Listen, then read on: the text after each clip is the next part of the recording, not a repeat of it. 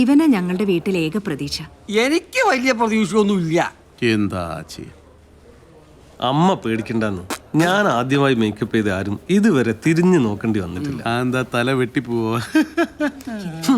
അല്ല തിരിഞ്ഞു നോക്കാൻ പറ്റില്ല എന്നോട് പറഞ്ഞ.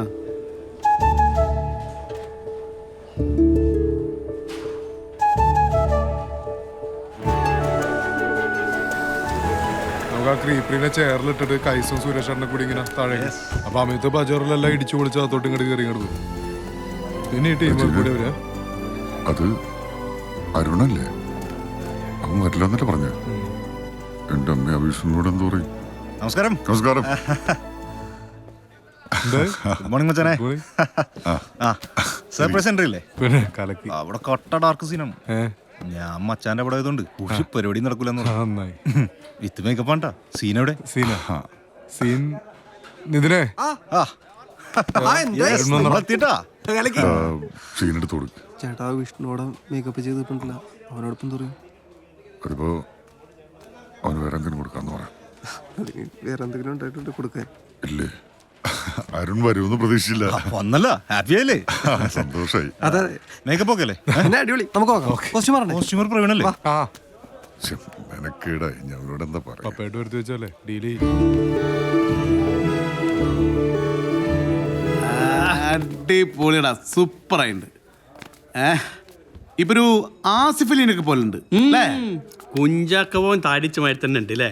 ഓടാ അവിടെ കറക്റ്റ് ആസിഫിലാണ്. മുടി കണ്ടില്ലേ? അടിപൊളിയാണ്. സംഭവമൊക്കെ രസമായിട്ട്. കോട്ട് മാറ്റണം, ചോപ്പാക്കണം. ചോപ്പും കോട്ടൊന്നും മാറ്റണ്ട, നീലമതി. എടോ സിദ്ദിഖ് ലാൽ സാറിനോട് പ്രത്യേകം പറഞ്ഞിട്ട് വില്ലുട്ട ഓന്റെ കോസ്റ്റ്യൂമിന്റെ കാര്യത്തിൽ പ്രത്യേക ശ്രദ്ധ പോകണം കേട്ടോ. ഓ, കോട്ടിന്റെ പേരൊക്കെ പടം പൊട്ടിയ ചരിത്രം ഉണ്ട് കേട്ടോ. കോട്ടിന്റെ പേരിലൊക്കെ ഏത് പടാ പൊട്ടിയത്? കണ്ട വെച്ച കോട്ട്. അത് പൊട്ടിയതാ? അതുകൊണ്ടല്ലേ പ്രൊഡ്യൂസറെ കണ്ടു വെക്കേണ്ടി വന്നേ. ആദ്യമേ തന്നെ കൊനിഷ്ട് പറയില്ലേ? കറക്റ്റ് ആണടാ, അടിപൊളി.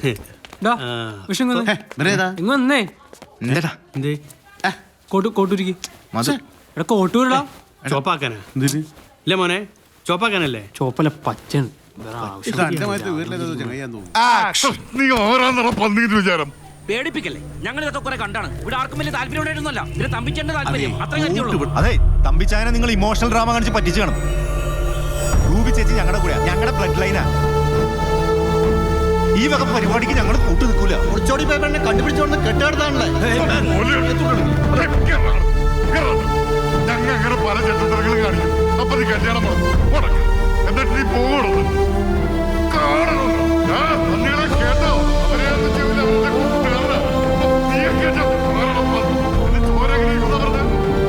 എന്താണ് ഇറങ്ങി പോണല്ല, ഇറക്കി